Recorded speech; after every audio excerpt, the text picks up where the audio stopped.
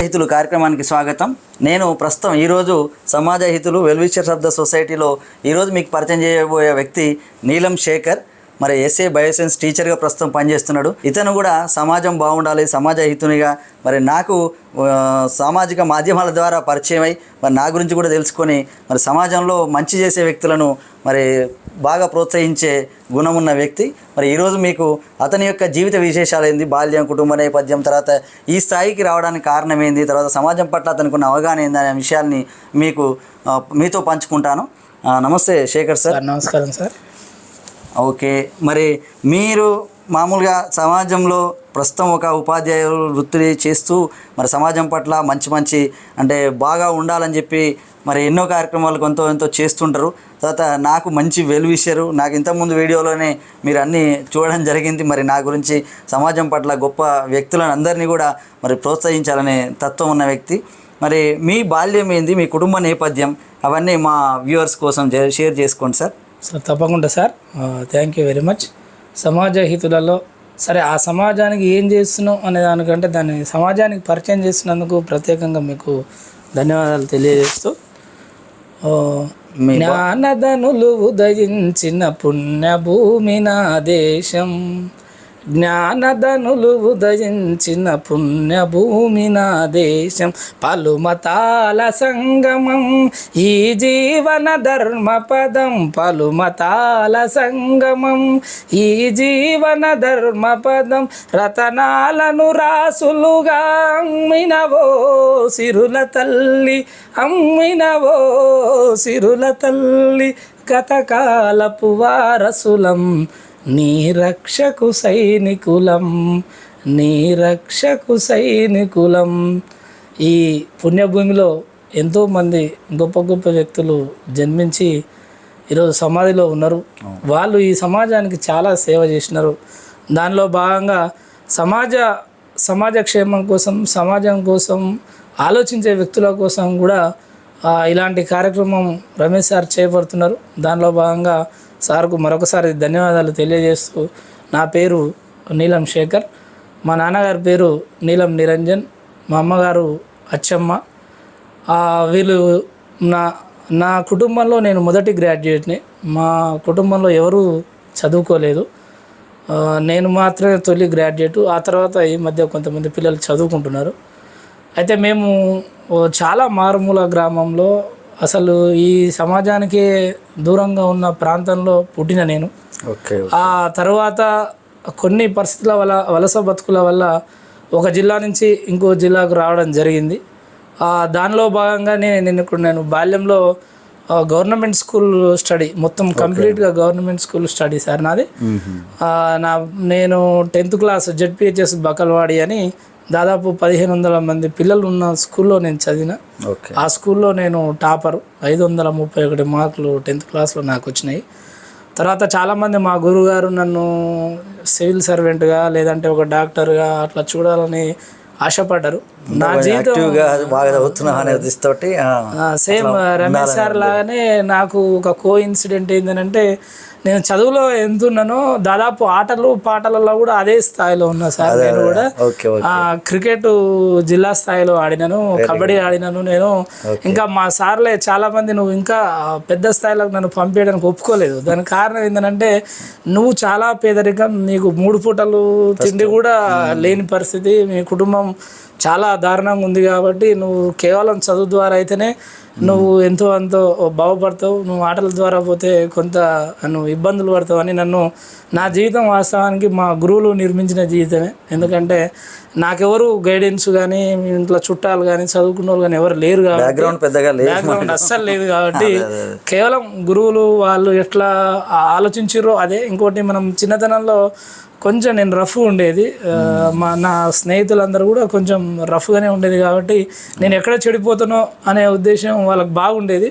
అయినప్పటికీ కూడా నేను గురువులని బాగా నమ్మేది. ఫస్ట్ ఆ గురువుల ద్వారానే నేను వ్యక్తిగతంగా 3 పీజీలు చేసిన సార్. 2 డిప్లొమాలు కూడా చేసిన నేను. Okay. UPSC civil service mains కూడా చెన్నైలో రాసిన నేను. Very good. తర్వాత గ్రూప్ 1 కూడా మొన్నటిసారి అంతకుముందు సారి కూడా మెయిన్స్ రాసిన. మొన్నసారి అయితే 3 times, first time second time కూడా క్వాలిఫై అయినా, థర్డ్ టైం కూడా క్వాలిఫై మార్కులు వచ్చినాయి. కానీ ఒక టెక్నికల్ ఎర్రర్ అది వేయకపోవడం వల్ల నేను మెయిన్స్ అపియర్ కాలేకపోయినా. కాకపోతే అవ్వకపోయినా కానీ నాకు ఒక చిన్న సెల్ఫ్ సాటిస్ఫాక్షన్ ఏంటంటే నాలెడ్జ్ ఎంతవరకు ఉందో ఆ నాలెడ్జ్ని తెలుసుకోవాలనే ఆలోచనతో నేను చాలా డిఫరెంట్ స్ట్రీమ్స్లో డిగ్రీస్ చేసిన. ఒక 3-4 వెరైటీ డిగ్రీలు, తర్వాత పీజీలు ఇవన్నీ చేసినాను. కొంత జ్ఞానం అయితే వచ్చింది అని అనిపించింది.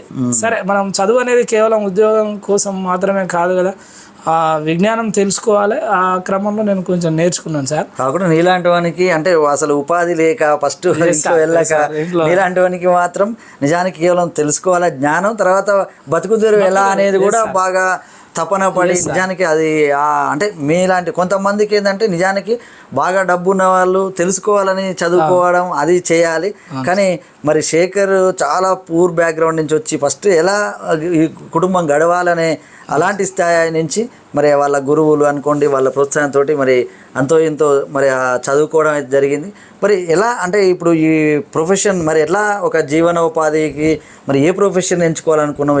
ఎక్కడ సరే ఏదో ఒక విధంగా స్థిరపడితే చాలనుకున్నావా? ఎట్లా అసలు నీ ఇప్పుడు ఉద్యోగంలోకి మరి జీవితంలోకి అడుగుపెట్టినావు? సార్ సేమ్ మీలాగానే వాస్తవానికి గొప్ప వాళ్ళు టాలెంట్ ఉన్న వాళ్ళందరూ ఫస్ట్ ఎడ్జిటి టీచర్లు అవుతారు సార్. ఆ తర్వాత బాగా లేట్ అయ్యి కొంచెం గ్యాప్ ఉండి కొంచెం ఫైనాన్షియల్ సపోర్ట్ ఉన్న పెద్ద ఆఫీసర్లు అవుతారు. సేమ్ మీరు చెప్పిన పాయింట్ ఆఫ్ వ్యూలోనే నాకు బతకడమే కష్టం. వాస్తవానికి నేను చదువుకునే టైంలో 1 నెల రూమ్ రెంట్ కట్టాలి, తిండి తినాలి. నేను నా కాడ ఒక బ్యాగ్ ఉండే సార్, ఒక దుప్పటి 4 బుక్కులు వేసుకొని నేను వారానికి 1-2 జిల్లాలు కూడా మారుతుండేది. కేవలం ఫ్రెండ్స్ రూమ్లలో పోయడం, అక్కడ ఉండడం, ఒక 2 రోజులు, తర్వాత ఇటు రావడం. అంటే నేను బతకడమే పెద్ద యుద్ధం నాకు. ఇంకా ఈ చదువుకునే క్రమంలో ఏమైందనంటే మీరు చెప్పినట్టు ఉపాధి అనేది చాలా కీలకం.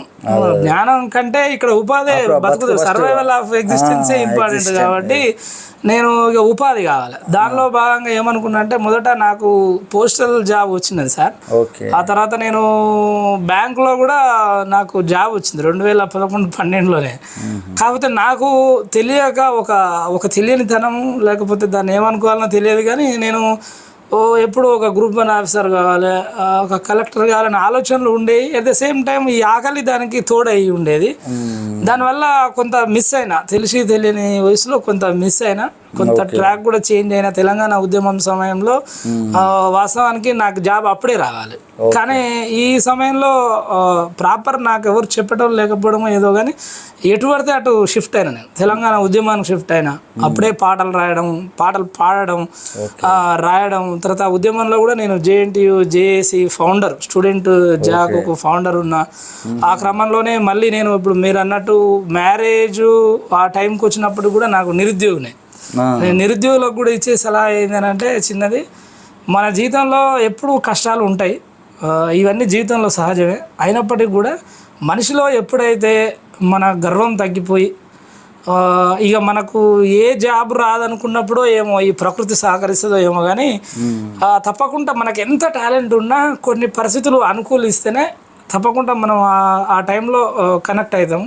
నేను నా వ్యక్తిగతంగా ఇంకా నాకు అటెండర్ జాబ్ చాలు అనే స్థితికి వచ్చిన. ఏది సివిల్ సర్వీస్ నుంచి మొదలు పెట్టుకుంటే అంటే నాకు రాదేమో అనే పరిస్థితికి చాలా అటెంప్ట్స్ చాలా జరిగినాయి.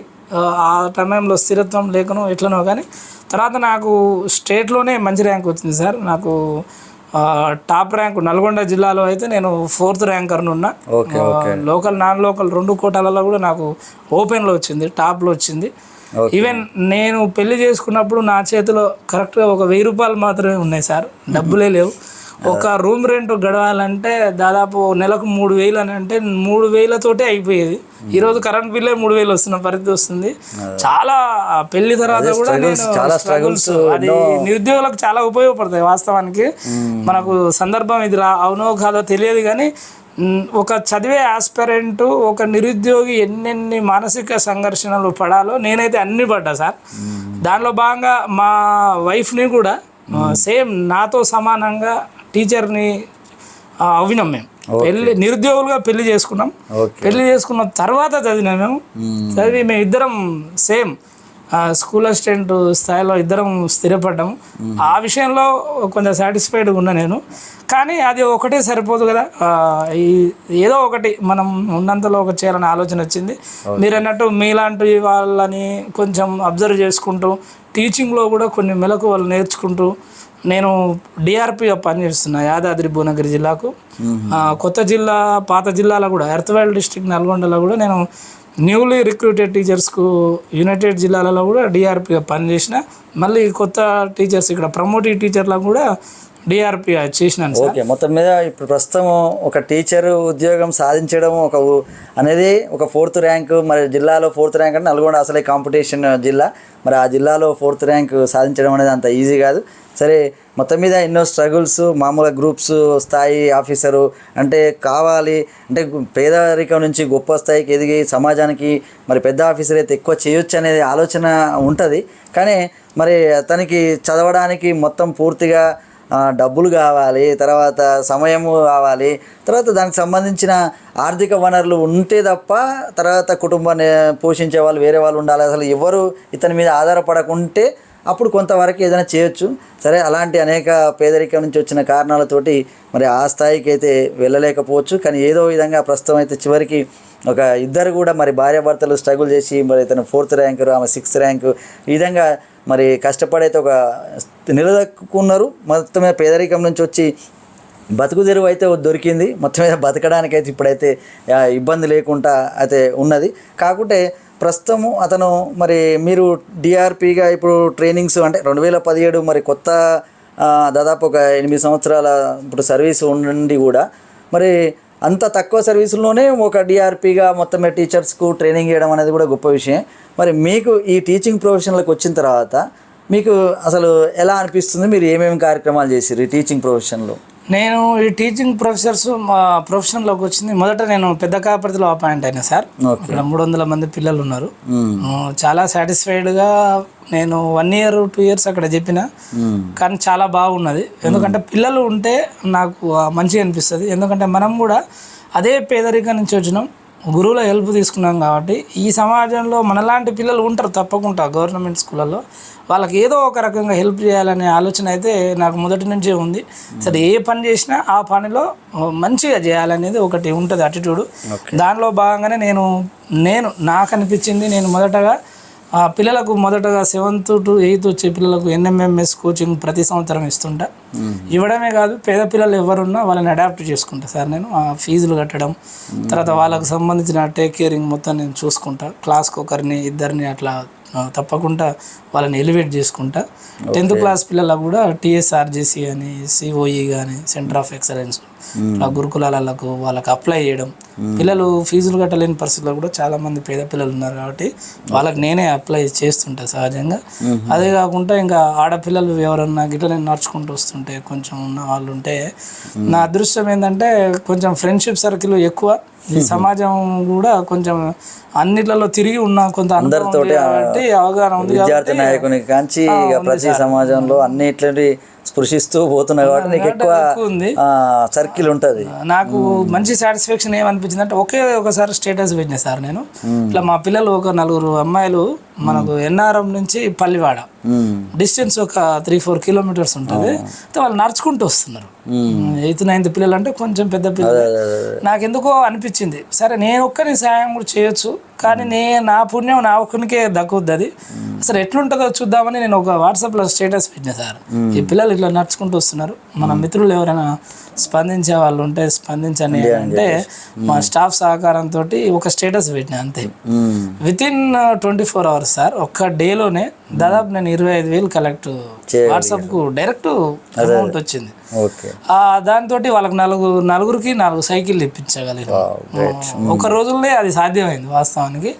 ఇంకొకటి మేము మన ఆపద్ బాంధవులు ఫౌండేషన్ అని మన మిత్రుడు మా తమ్ముడు జబ్బు వెంకటేష్ కానిస్టేబుల్ దానికి ఫౌండర్.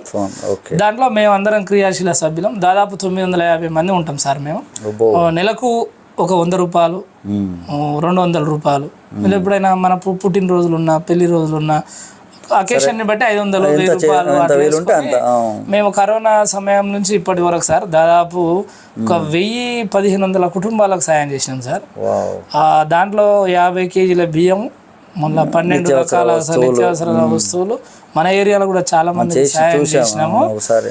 తర్వాత మేము స్టేట్ వైడ్లో కూడా ఉమ్మడి తెలుగు 2 రాష్ట్రాలలో కూడా మా టీం చాలా మంది నిరుద్యోగుల నుంచి ఉద్యోగుల వరకు చాలా మంది వెల్ విషర్స్ ఉన్నారు. దాంట్లో మేము చాలా సహాయ కార్యక్రమాలు చేస్తున్నాము. ఇంకా భవిష్యత్తులో కూడా తప్పకుండా చేయాలి కూడా. ఎందుకనంటే మనకు ఒక జాబ్ వచ్చి మనమే బాగుండాలి, వ్యక్తిగత లబ్ధి మన కుటుంబ లబ్ధి కాకుండా సమాజ శ్రేయస్సును చూసుకోవడం కూడా ఒక మనిషిగా మనకు చాలా అవసరం. కాబట్టి సరే మనం కోట్లు లక్షలు ఒక్కరం చేయలేము, కానీ ఒక 10 మంది ఒక సంఘం అనుకుంటే ఆ సంఘం ద్వారా చేయొచ్చు అనే ఒక కాన్సెప్ట్ తోటి ఉన్నాం. ఇంకొకటి మా మిత్రులు కూడా చాలామంది సేమ్ మీలాగానే సమాజ శ్రేయోభిలాషులు ఉన్నారు. ఇప్పుడు ఏడుకొండల సార్ ఉన్నాడు, 7 Hills, నిరుద్యోగులకు చాలా మందికి ఫ్రీగా కోచింగ్లు ఇస్తుంటారు. దాంట్లో కూడా మేము మెంబర్సే. చాలా మందికి ఈ వైపు ప్రయత్నం చేయడం, ఆకలి ఫుడ్ అన్న వాళ్ళకు ఆపద్బాంధవుల ఫౌండేషన్ చేయడం. ఇంకా చాలా మంది మనకు ట్రైబల్ ఏరియాలో ఉన్న మిత్రులు ఉన్నారు. ఆదిలాబాద్ అయితేంది, ఉమ్మడి మహబూబ్ నగర్ అయితేంది. అక్కడ కూడా మేము ఏం చేస్తున్నామంటే పేద పిల్లలు, అసలు చదువుకు దూరంగా ఉన్న పిల్లలతోటి కూడా కొంత ఆర్గనైజేషన్లో మా మిత్రులు ఉన్నారు. మేము కొన్ని డబ్బులు సేకరించి వాళ్ళకు పుస్తకాలు ఇప్పించడం, బట్టలు ఇప్పించడం, తర్వాత వాళ్ళని స్కూళ్ళలో చేర్చేలా కొన్ని చేయడం కూడా మా యూత్, మా ఫ్రెండ్స్ చాలామంది ప్రయత్నం చేస్తున్నారు సార్. ఇలాంటి చాలా సామాజిక సేవా కార్యక్రమాలు చేస్తున్నాము. ఇవి సరిపోవు వాస్తవానికి, ఎందుకంటే ఈ సమాజంలో చాలా ఉన్నాయి. కానీ మన సాటిస్ఫాక్షన్, మన స్థాయికి నీ స్థాయికి, మనం ఇక్కడ కింద నుంచి వచ్చిన స్థాయికి మనకు బ్యాక్గ్రౌండ్, ఆస్తులు పాస్తులు మరి ఎక్కువగా లేవు. కాబట్టి మనం ప్రస్తుతం బతకడానికి మనం ఇప్పుడిప్పుడే అన్నీ అసలు ఒక ఇల్లు కొనుక్కోవాలి, జస్ట్ ఫస్ట్ ఉండడానికి, ఇవి మన పిల్లల చదువులు ఇవి చూసుకోవడానికే చాలా ఆర్థికంగా ఇప్పుడున్న పరిస్థితుల్లో లక్షల్లో ఫీజులు అనుకోండి, తర్వాత మెయింటెనెన్స్ అనుకోండి, అదంతా ఉన్నది. సరే, ఇప్పుడు మీరు చెప్తుంటే అంటే నాకు ప్రత్యక్షంగా ఇప్పుడు నేను ముందే చెప్పినా మరి ఎక్కువ తెలియదు. మరి అన్ని కార్యక్రమాలు వింటుంటే మరి చాలా ఇప్పటికే అసలు మీరు ఉన్న పరిస్థితులలో ఇన్ని కార్యక్రమాలలో పాల్గొనడం, ఇన్ని చేయడం అనేది చాలా గొప్ప విషయం. మొత్తమే ఏదేమైనా కానీ ప్రస్తుతం సమాజంలో బయట నుంచి నాకేమొస్తుంది, సమాజం నుంచి నాకేమొస్తుంది, లేకపోతే ఇక్కడి నుంచి ఏమొస్తుంది, తర్వాత ఇలా అవినీతి అనుకోండి, ఇంకా రకరకాల ప్రభుత్వంలో పనిచేసే వాళ్ళు అనుకోండి, లేదా బయట పనిచేసే వాళ్ళు ఎప్పుడు చూసినా మరి నాకేమొస్తుందని చూసేవాళ్ళు కూడా చాలామంది ఉన్నారు. మరి అలాంటిది ₹1 ఖర్చు పెడుతుండు సమాజానికి తన వంతుగా అంటే అది చాలా గొప్ప విషయం. మరి నేను ముందు ఎన్నో వేదికల మీద కూడా చెప్తా, తను ఎవరి నుంచి ఆశించకుండా తనంతట తను బతకడమే ఈ దేశానికి పెద్ద సేవ చేసినట్టు, ప్రపంచానికి సేవ చేసినట్టు. కాబట్టి అలాంటిది తను జీవిస్తూ తన సంపాదనతోటి తన కుటుంబాన్ని పోషిస్తూ ఇంకా కూడా ₹1-10 తన చేతికి ఎంత వీలుంటే అంత ఇప్పటికీ చాలా కార్యక్రమాలు కూడా చేస్తున్నాడు. మరి అలాంటి వాళ్ళందరూ కూడా ఒక దేవుళ్ళతోటే నేను పోలుస్తా. ఎందుకంటే సమాజం బాగుండాలని కోరుకొని తను సమాజానికి భారం కాకుండా ఉంటే సరిపోతుంది. నా ఉద్దేశంలో అలాంటి వాళ్ళు కూడా సమాజహితులే. తను సమాజానికి భారం కాకుండా, ఎవరిపై ఆధారపడకుండా తనంతట తను కష్టపడి, ఇప్పుడు ఎన్నో రాత్రులు కష్టపడితే తప్ప అతను ఈ ఉపాధిలోకి, ఈ ఉద్యోగంలోకి రాలేదు. మేము కూడా అంతే, ఎవరమైనా కొంతో ఎంతో ఉన్న స్థాయి నుంచి ఒక ఉన్నత స్థాయికి రావడానికి ఎన్నో రకాల బాధలు, ఎన్నో సినిమాలు వదిలేసుకున్నాం, ఎన్నో రాత్రి పగళ్ళు అసలు ఎంటర్టైన్మెంట్ వదిలిపెట్టుకున్నాం, ఫ్రెండ్షిప్ తోడు అన్నీ వదిలిపెట్టుకొని ఎన్నో కష్టాలు పడి మరి చదువుకొని ఫస్ట్ మా అంతటా మేము ఎవరి మీద ఆధారపడకుండా బతకడం అనేది, అలాంటి వాళ్ళు చాలామంది అట్లాంటి వాళ్ళు ఉన్నారు. మరి అలాంటి వాళ్ళందరూ కూడా చాలా గొప్ప వాళ్ళే. మరి అందులో మరి నీలం శేఖర్ గారు కూడా ఒకరు. అందులో ఈ సమాజంలో ఈ సమాజ హితునిగా well wishers of the society అనేది నేను కూడా పెట్టడానికి కారణం కూడా అంటే ఈ కార్యక్రమంలో ఎంతోమందిని పరిచయం చేయాలని ఉంది. సరే, అందులో నాకున్న వీలుని బట్టి నేను ఎక్కువ మందిని పరిచయం చేయలేకపోతున్నా. అందులో మన నీలం శేఖర్ గారిని కలుసుకోవడం, మరి ఇలాంటి ఒక పేదరికం నుంచి వచ్చి ఒక ఉపాధ్యాయునిగా, ఒక సమాజంలో ఒక మంచి అనేక కార్యక్రమాలు చేస్తున్న ఒక సామాజిక కార్యకర్తగా, తర్వాత ఒక గాయకునిగా చాలా కార్యక్రమాలు, ఒక రచయిత కూడా మరి చాలా అద్భుతమైన రచనలు కూడా చేసిండు. ఒక విద్యార్థి సంఘ నాయకునిగా, ఒక తెలంగాణ ఉద్యమం, అన్నీ అనేక రకాలుగా సొసైటీ ఆ కాలంలో అప్పుడు తెలంగాణ ఒక అంటే అది రావాలి, ఆ సమాజం అంతా కోరుకుంటుంది కాబట్టి దానికోసం అలా పనిచేయడం, మరి ఇలా అనేక అంటే సమయం కేటాయించడం అనేది, తర్వాత తనకున్న నాలెడ్జ్ను సమాజానికి పంచడం, మరి పేద పిల్లలకు మంచి విద్యను అందించాలనే తపన ఉండి మరి ఉపాధ్యాయులకు కూడా మరి శిక్షణనిచ్చే స్థాయికి ఎదగడం, మరి అలా కిందిని స్థాయి నుంచి వచ్చి ఇవన్నీ కూడా చాలా అద్భుతమైన అంటే గొప్ప విషయాలే. సరే ఏదేమైనా మరి నాకు ఇక్కడ మరి సమయం ఇచ్చి తర్వాత సమాజానికి ఎంతో కొంత ఇన్స్పిరేషన్ ఉన్న వ్యక్తులలో మరి నీలం శేఖర్ గారు కూడా ఒకరు. సరే నాకైతే అనుకోకుండా మరి నా గురించి కవిత రాశాడు, నా గురించి తెలుసుకున్నాడు అని చెప్పేసి నేను రావడం జరిగింది. ఎందుకంటే వెల్విషర్స్ని నేను ఒక దేవుళ్ళుగా, ఒక గొప్ప వ్యక్తులుగా మరి భావిస్తాను. ఎందుకంటే తల్లిదండ్రి తర్వాత మరి వెల్విషర్సే వీళ్ళు అంతటి స్థాయి వ్యక్తులు. మరి ఎవరికైనా వెల్విషర్స్ అనేది ఉండడం అది ఒక అదృష్టంగానే భావించాలి మనం. మరి అలాంటి వ్యక్తుల్లో శేఖర్ గారు ఒకరు. మరి శేఖర్ గారు ఇన్ని విషయాలు మరి సమాజంతో పంచుకుంటున్నందుకు ధన్యవాదాలు తెలియజేస్తూ మరి మీరు ఇంకా ఈ సమాజానికి ఏం చెప్పాలనుకుంటున్నారు? సార్ నేను ఒకటే, ఇప్పుడు సార్ చెప్పినట్టు ఇప్పుడు ఇలాంటి వ్యక్తులు నిజంగా కూడా వీళ్ళని చూస్తుంటే ఇప్పుడు కోఇన్సిడెంట్ ఏదనంటే సార్ది కూడా చాలా పేదరికం, తర్వాత చదువులో merit, at the same time స్పోర్ట్స్లో కూడా మెరిటు. ఈ రెండే కాకుండా చిన్నప్పటి నుంచి కూడా ఈ బాల్యాలు, ఈ మూఢనమ్మకాలు, వీటిన్నటితోటి మన సమాజం చిన్న భిన్నం అవుతుంది. ఇలాంటి సందర్భంలో చదువుకున్న వాళ్ళుగా మనం ఏం చేయాలి అనే ఒక ఆలోచన వచ్చినప్పుడు సార్ అయితే మంచి రైట్ ట్రాక్లో ఉన్నారు. ఈ సమాజం కూడా మనం ఏంటంటే మనకు చేతనైనంత, సరే మనం కోట్లు ఉన్నోళ్ళం కాదు, ఆస్తులు బాగున్న వాళ్ళం కాదు, పేదోళ్ళం 100%. ఉద్యోగం వచ్చినంత మాత్రాన ఉద్యోగస్తులు పెద్ద ఉన్నోళ్ళు ఏం కాదు. నాకు అడిగితే ఉద్యోగస్తులు నెల జీతగాళ్ళు అంటే కన్నా స్వేచ్ఛ ఉంటుంది, ఒక ఇల్లు కట్టి పెళ్లి చేస్తే సరిపోతుంది. కాకపోతే సార్ అన్నట్టు ఏంటంటే మనం చదువుకున్నాం కాబట్టి మనకు ఒక బాధ్యత ఉంటుంది ఈ సమాజం మీద. నేను ఈ సమాజానికి చెప్పవలసిన విషయం ఏంటి అంటే, సమాజంలో ఎవరైనా పేదవాళ్ళుగా ఉన్నప్పుడు విద్య ద్వారా మాత్రమే మనలో జ్ఞానం వస్తుంది. ఆ జ్ఞానం ద్వారా సొంతంగా మనం బాగుపడడం కాకుండా మన చుట్టూ ఉన్న వాళ్ళని చైతన్యం చేసుకుంటూ మన చుట్టూ ఉన్న వాళ్ళని కొంచెం లిఫ్ట్ ఇస్తే వాళ్ళు కూడా సమాజ నిర్మాణంలో భాగం అవుతారు. దానికోసం మన ప్రయత్నం అనేది చదువుకున్న వాళ్ళుగా మనకు తప్పనిసరి అత్యవసరమైన విషయాలు. ఎందుకంటే ఇప్పుడు ఉన్న సమాజంలో ఇప్పుడు రాజకీయాలు మనం గమనిస్తే మొత్తం డబ్బుతో కూడుకున్నాయి. కులం అనేది పునాదుల మీద నిర్మించబడి చాలా తీవ్రమైన దిగజారిపోయిన స్థితిలో రాజకీయాలు ఉన్నాయి. కాబట్టి ఈ వ్యవస్థని అర్థం చేసుకోవాలి అని అంటే చదువు ఉండాలి. చదువుతో పాటు మనకు సామాజిక స్పృహ అనేది చాలా అవసరం. ఈ సామాజిక స్పృహ ఉన్నప్పుడు మాత్రమే మనం మన చదువులు, మన జీవితము, లైఫ్ స్టైలు, మన సమాజం పట్ల అవగాహన అనేది అర్థమవుతుంది. లేకపోతే అర్థం కాదు. ఒక్కొక్క ఆయన PhD చేసి కూడా, MPhil చేసి కూడా చాలా మూఢనమ్మకాలకు బలైన కుటుంబాలు చాలా ఈరోజు మనం గమనిస్తున్నాం. అంటే అజ్ఞానం తీవ్ర స్థాయిలో పెరిగిపోతుంది. విజ్ఞానం ఉంటుంది కానీ ఆ విజ్ఞానం సరైన కోణంలో ఉండలేదు. కాబట్టి ఇప్పుడు మన రమేష్ గారు లాంటి వాళ్ళు ఈ సమాజంలో వాళ్ళ ప్రయత్నం వాళ్ళు చేస్తున్నారు, తప్పకుండా చేస్తారు. మనం కూడా మన వంతుగా ఏం చేయాలి అని అంటే, ఒకటి ఈ సమాజాన్ని ఎప్పుడు మనకు సమయం ఉన్నప్పుడు చైతన్యం చేయాలి. ఇప్పుడు సారు కలుషితం మీద చాలా అవేర్నెస్ కల్పిస్తున్నారు. ఏ మనిషికైనా కావాల్సింది ఆరోగ్యం, విద్య, వైద్యం, ఇలాంటి వాటి మీద దృష్టి ఉండాలి. ఈ సమాజంలో చాలామంది పేదలుగా మారిపోయేది కేవలం విద్యా వైద్యమే. ఆల్రెడీ వైద్యం మొత్తం కొలాప్స్, కార్పొరేటీకరణ అయింది. విద్య కూడా అలాంటి స్థితిలో, ప్రమాద స్థితిలో రేపు మాపు కాబోతుంది. ఇలాంటి సందర్భంలో మనందరం ఏం చైతన్యం కలిగి ఉండాలి అని అంటే, ఈ సమాజాన్ని సరైన కోణంలో నడిపించే వ్యవస్థను ఎన్నుకోవడంలో అలర్ట్ ఉండాలి.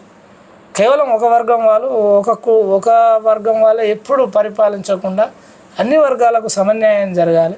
ఇక్కడ కులం, మతం అనే పునాదుల మీద విషం వెళ్ళగక్కుకోకుండా మనది వసుదైక కుటుంబం. నిజంగా ఆ కుటుంబం కాన్సెప్ట్ మాత్రమే కలిగి ఉండాలి. అంతేగాని మనం కులంతోటో మతంతోటో విడిపోయి మనల్ని మనం ఒక అశాంతి వాతావరణం సృష్టించుకోవద్దు.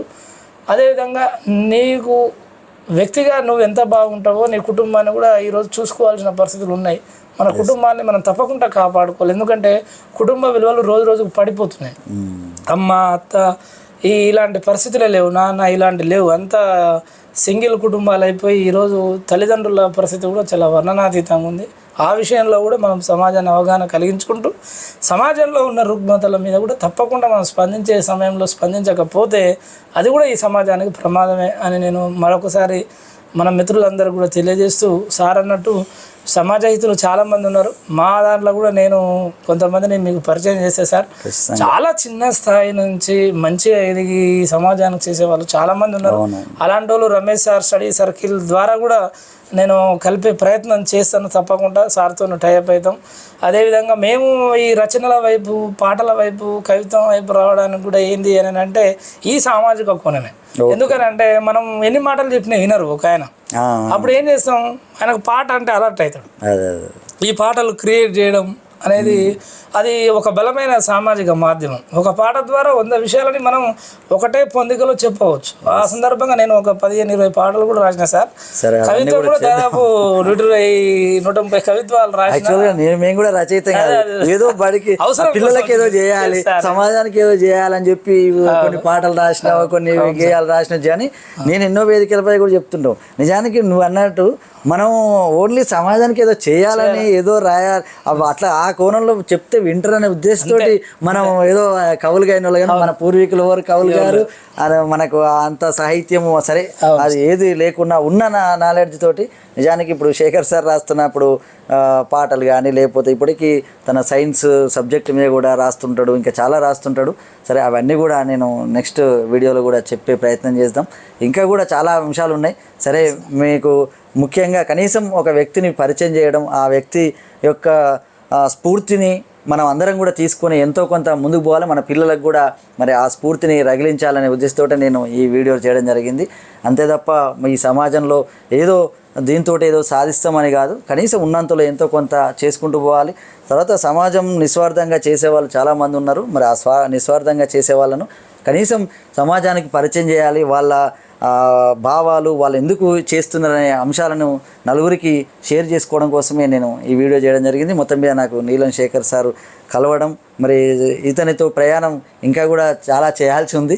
సరే అలా చేసుకుంటూ మేమైతే ఇంకా ముందుకైతే వెళ్తాం. ఇంకా ఇలాంటి వ్యక్తులు ఇంకా ఎవరున్నా మీరు ఈ వీడియో కింద కూడా కామెంట్ రూపంలో తెలియజేయండి. వాళ్ళని కూడా నేను కలుసుకొని వాళ్ళని కూడా మరి సమాజాన్ని తెలియజేసే ప్రయత్నం చేస్తాను. మీరు కూడా మన సమాజంలో మనం గొప్ప పనులు చేయకపోయినా కానీ కనీసం చేసే వాళ్ళను ప్రోత్సహిస్తూ మనంతటా మనం జీవనం సాగిస్తే చాలు. అలాంటి వ్యక్తులు ఇంకెవరున్నా కానీ మీరు కూడా మా దృష్టికి తీసుకురావాలని విజ్ఞప్తి చేస్తూ ధన్యవాదాలు అందరికీ. Thank you sir, thank you very much. కనుక మీకు నచ్చినట్లయితే లైక్, షేర్ మరియు కామెంట్ చేయండి. మరిన్ని వీడియోస్ కోసం మా ఛానల్ని సబ్స్క్రైబ్ చేసుకోండి.